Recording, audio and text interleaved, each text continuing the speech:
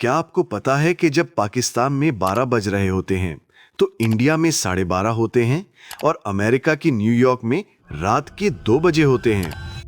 एक ही जमीन, फिर वक्त अलग क्यों? आइए समझते हैं।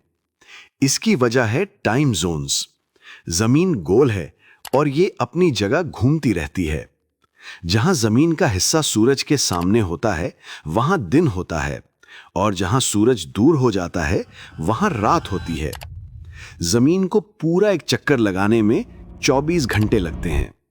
इसीलिए इंसानों ने जमीन को 24 अलग हिस्सों में बांट दिया। हर हिस्से का अपना वक्त होता है। इसी को कहते हैं टाइम जोन।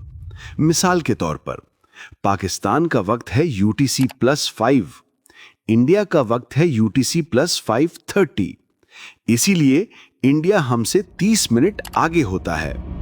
न्यूयॉर्क का वक्त UTC-5 है, इसीलिए वो पाकिस्तान से 10 घंटे पीछे होता है। वक्त अलग इसलिए होता है क्योंकि हर मुल्क जमीन पर अलग जगह पर है। बस इसी को टाइम जोन कहते हैं।